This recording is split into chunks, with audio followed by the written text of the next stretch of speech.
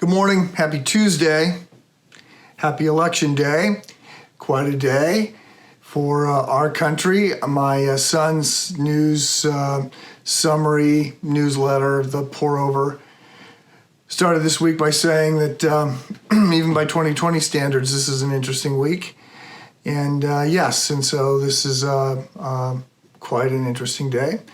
I do hope that you vote, and I hope that you are grounding your hope, grounding your attitude, grounding your confidence in Christ, in God, in those eternal promises, and not in some election results. I think today will be fascinating. Maybe this week will be fascinating from a political theater standpoint. I'm very curious to see how things roll out, and praying for our country and for the church, and praying for all of those things that we've talked about. So we are in Hebrews chapter 12, and yesterday we looked at verse 12 of Hebrews chapter 12, and it's part of this see to it passage. It's part of these four admonitions that get set in front of us. So the writer is shifting. The last part of the book becomes more practical. That's often what happens with some of the New Testament letters. We get some theory, we get some theology, we get some big ideas, and then there's implications. So we're moving into an implication standpoint.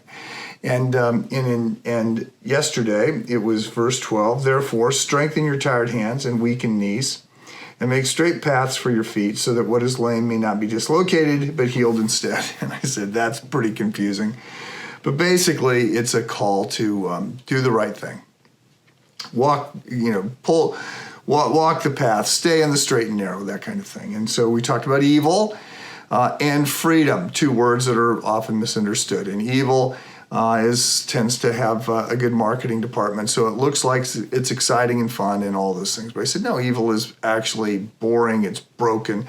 Love the word or the phrase banality of evil that came out of that 1963 book written by the Jewish journalist and philosopher Hannah Arendt about Eichmann, one of the Nazi masterminds, and he's supposedly this evil dark lord, and at his trial it turns out he's just this boring mid-level bureaucrat who just didn't ever think, and it was just sort of shocking that he was so ordinary, and that evil is just like that. It doesn't inspire greatness or lead to excitement or any of those things. It just tends to destroy, and it's very bland. And then the other word was freedom, and I said, look, we want freedom, and this is an election day. Lots of promise of freedom. I'm going to be free. This is the land of the free and the home of the brave. But that freedom comes through discipline. That freedom comes through right living. That freedom to go to places we want to go comes out of a life rightly lived. And so the train is most free when it stays on the tracks, when it does what it was designed to do. And so we have to think about freedom that way. Now we have Hebrews 12:14. Pursue peace with everyone and holiness. Without it, no one will see the Lord.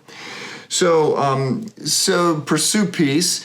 Now, just let me note, some want to limit this passage to just those that are other Christ followers. Pursue peace with them. I don't think that that's what is being said here. I think we're called to pursue peace with everyone.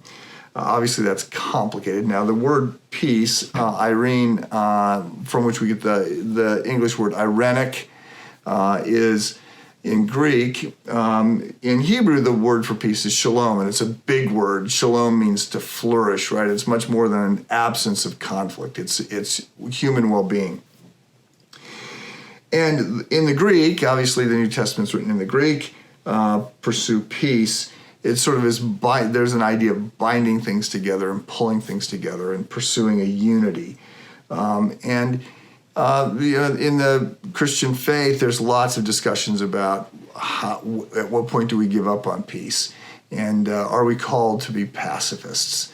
And wasn't Jesus a pacifist? And obviously, Jesus didn't defend himself. He does show a lot of a lot of verve and flashes of anger when other people are being wronged. He doesn't defend himself. And we've tried to figure this out. What does it look like to be a Christ follower?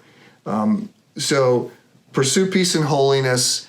These are challenging passages. Let me just say, we are the implication here is that we go the extra mile. We just keep going. We don't tire. The pursuit is a command. It's in the imperative. It means really, really, really keep trying to be at peace with people. And holiness, sanctification, spiritual vitality, grow towards Christ. These are things in light of who Jesus is, right? Be giving, be loving, be gracious, pursue peace, keep trying, and holiness. Seek Christ. Without it, no one will see the Lord. These are good words for us on this election day. Praying for you, praying for the country. God bless you. We'll talk tomorrow. Bye-bye.